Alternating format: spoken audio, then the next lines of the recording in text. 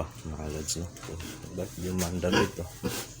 So ito yung mga senyalis na malapit na po siya mga yung gaya niyan. So kanina pa to siya naging nakahiga na lang, no? Ito yung mga senyalis na hindi na magdagal at manganak na siya. So talagang sigurado na ako dito bukas, mga baka bukas na talaga to, kung hindi mamaya bukas na. Hinihingal na siya masyado, kung kailangan na natin siyang paliguan mga lods, no? So dahil ano na yung ngayon is alas 11 na, so papakainin natin siya ng konti, tapos papainumin din ng maraming tubig, tapos papalilinisan para manganak mamayang gabi o mamaya mabuti na yung handa. Bali mga lods, no? So hinanda ko na dito yung magiging lagayan ng mga biik niya.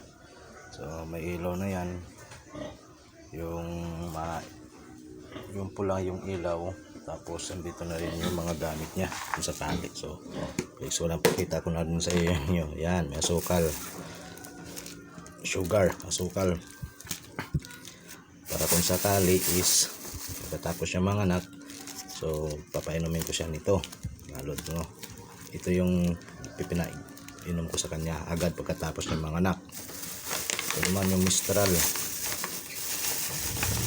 Ito yung gagamitin ko sa mga biik niya para di po masyadong kagastos ng mga pamunas. So maganda daw siya sa mga biik yung bagong paglabas nila. So adilatig kukuan amula ditig pupunas na iya. Tapos mga medisina. So ito na yan para sa 7 araw niya ang medisina. Meron din ang mga ibang mga gamit dito. So ito yung ilaw ko, gagamitin mamaya. At ito yung mga gamit ko. Kompleto ako dito mga lods, no?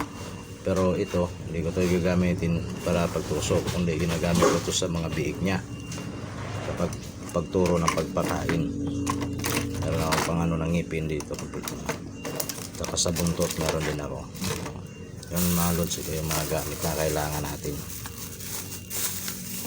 Inanda ko na yan para kailangan lagi handa.